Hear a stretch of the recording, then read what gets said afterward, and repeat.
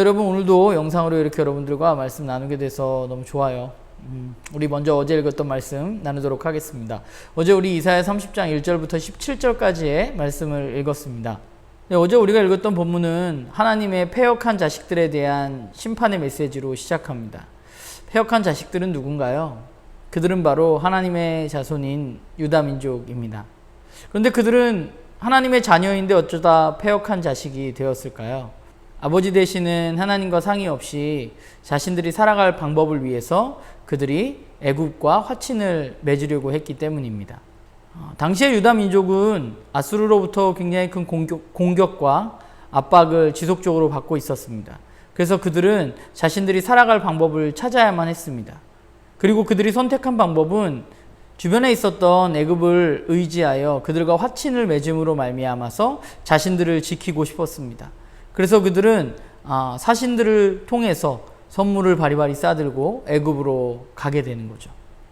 어쩌면 당시의 상황으로 유다 민족이 선택할 수 있는 방법은 그것밖에 없었을지도 모르겠습니다. 그런데 하나님은 그런 이스라엘에게 분노하십니다. 잘 생각해보면 여러분, 이스라엘은 어떤 민족인가요? 그들은 애굽의 노예로 있었던 민족입니다.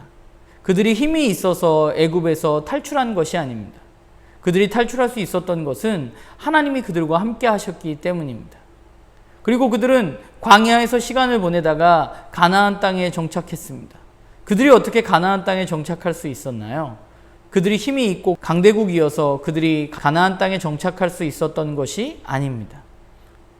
그들이 가나안 땅에 정착할 수 있었던 것은 하나님이 그들과 함께 하셨기 때문입니다.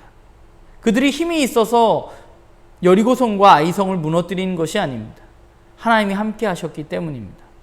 그러니까 지금의 유다가 있는 것은 그들이 뛰어난 정치적 수완이 있어서도 아니고 또 그들에게 강력한 힘이 있어서도 아니라는 것입니다. 그들이 지금 있는 이유는 한 가지입니다. 바로 하나님께서 유다 민족과 함께 하셨기 때문입니다. 그런데 그들은 이제 그 하나님의 품을 벗어나서 바로의 품으로 피하려고 합니다. 그들이 그렇게 예배하던, 그들의 주인이라고 고백하던 그 하나님께 그들은 묻지도 않았습니다. 그것뿐만이 아닙니다. 하나님이 예언자들을 통해서 하시는 말씀을 그들은 듣지 않았습니다. 오히려 그 예언자들에게 이렇게 말했습니다. 바른 것을 예언하지 말고 부드럽게 거짓된 것, 우리가 듣기 좋은 얘기를 하라고 예언자들에게 이야기했습니다. 심지어 거룩하신 하나님이 자신들을 떠나게 해달라고까지 그들은 이야기했습니다. 그렇게 살펴보면 하나님의 분노는 너무나 당연한 것입니다. 하나님이 어떻게 이런 민족을 심판하지 않으실 수 있겠어요? 하나님은 그들에게 너희들이 돌이켜서 잠잠하라고 이야기하셨지만 그들은 잠잠하지도 않았고 빠른 발과 빠른 말로 하나님으로부터 벗어나려고만 애썼습니다. 그게 바로 이스라엘 민족이죠. 유다 민족입니다. 그리고 어쩌면 우리의 모습인지도 모르겠습니다. 우리는 기억해야만 합니다. 지금 내가 여기에 어떻게 있게 되었는지. 한편으로 우리는 그렇게 생각할 수 있죠. 내가 잘해서 여기까지 왔다고 생각할 수 있습니다. 그러나 아닙니다. 우리가 지금 이 자리에 있는 것, 여기까지 올 수 있었던 것은 오직 하나님의 은혜입니다. 이스라엘도 그렇고 저도 그렇고 우리도 그렇습니다. 왜 정광훈 목사 같은 괴물 같은 목사와 사랑제일교회 같은 그런 괴물 같은 교회가 나타났을까요? 그들에게 하나님에 대한 첫사랑이 없었을까요? 저는 그렇게 생각하지 않습니다. 그들이 처음부터 사꾼처럼 행동하려고 하나님을 믿은 것일까요? 저는 그렇지 않다고 생각합니다. 그러면 어쩌다 여기까지 왔을까요? 하나님을 알았지만 하나님의 계획이 아니라 나의 계획에 따라 살았기 때문입니다.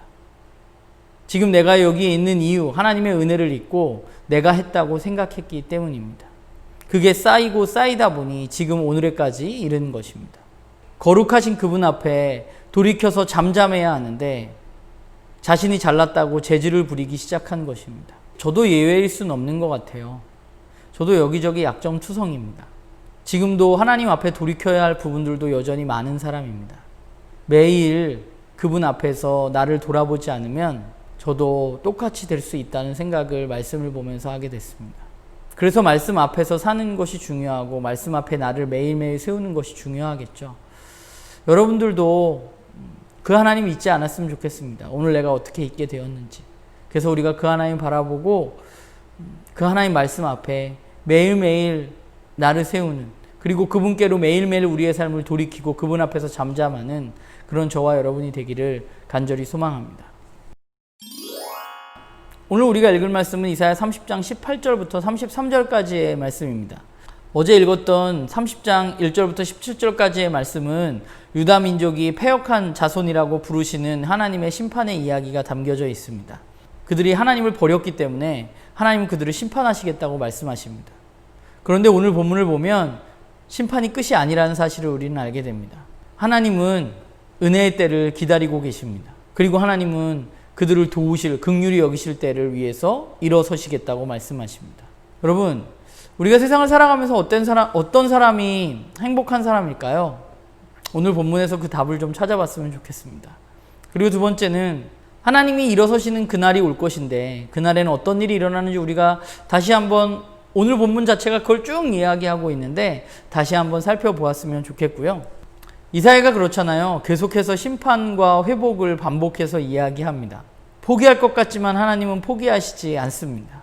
그래서 우리가 오늘 본문을 보면서 이 심판과 회복의 이야기가 반복되는 이 상황 가운데 우리가 그 말씀 가운데 나는 어떤 것을 생각하게 되는지 우리가 함께 좀 묵상하는 하루가 되었으면 좋겠습니다.